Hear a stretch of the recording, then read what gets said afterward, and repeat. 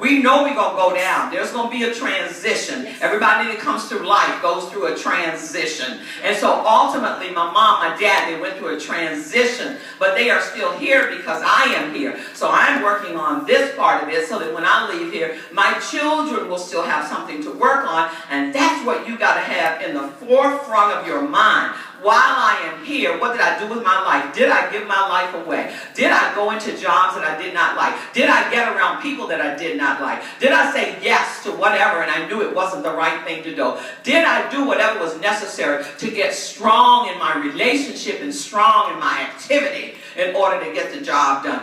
Winning is worth fighting for. Winning is not for wimps. Winning is not for the weak. Winning is for life lived at its fullest. Must be won in the ring. Whether you know it or not, you're born for the angelic conflict, and that's a fight. And every day of your life that you get up, you're in a battle.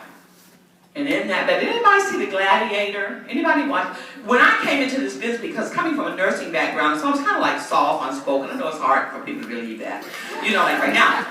But anyway, with coming in, and so I watched the movies about how men in business, I watched The Gladiator, like how men, I think it was something like one of those Wall Street movies or whatever, that I watched, right, to see how men act. And ultimately what I thought is that I said, oh my God, they're so hard. They're so cold. But ultimately I was like, is this what I have to do in business? But here's what I found out, that when I got in business, it was that this is not a little soft patty cake world. It's not. And anybody who ever did anything in life, as you start reading about self-made millionaires, if you start reading about the disciples, if you start reading about whoever made a significant position while they were in life, they went through something. And so then I started to look at things a whole different way. I was like, it's not, excuse me, please, let me tiptoe to get this over. Sometimes it's like you got to get out of the way. I got to get over there because that's the only way that I can get her saved. And so we got to develop that kind of mentality, but we got to know that that kind of mentality is okay. And the only way that we know that that kind of mentality is okay is that it has to be something inside that change. Primerica, the only thing that Primerica is a business that requires for us to internally change every single day of our life. It's something that we've got to be constantly working on.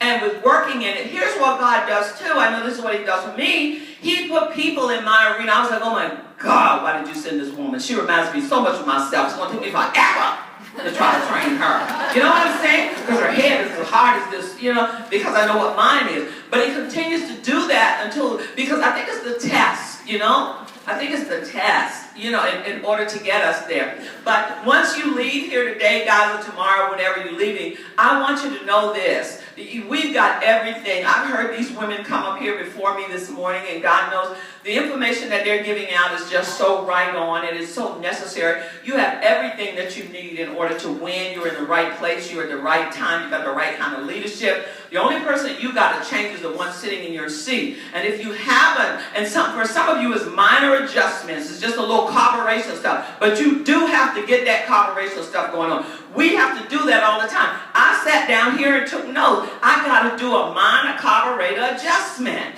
You know what I'm saying? We're going to go back. I got a newsletter already that Honey or somebody's going to do to send it to all of the team. You know what I'm saying? To let them know everything that's going on. It's a minor adjustment because each day we got to always get gooder. We got to get gooder. I'm so proud of Bernadette having her sister here and her daughters. That's 3 RVPs right there. You understand? Here's the deal. You got to get people that want to. People come up to me and they say, how do you get your children to do the business? Make money.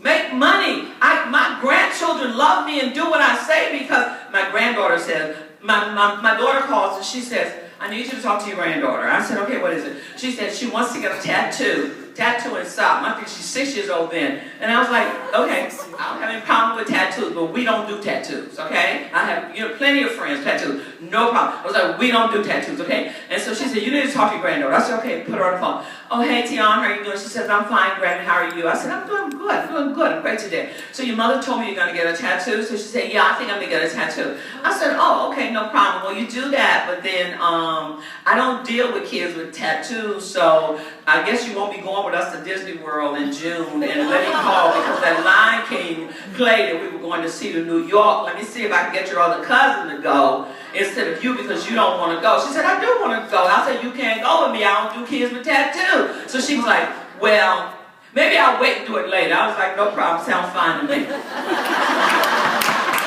You got to get to a position where you have some leverage. You need some leverage. Now, once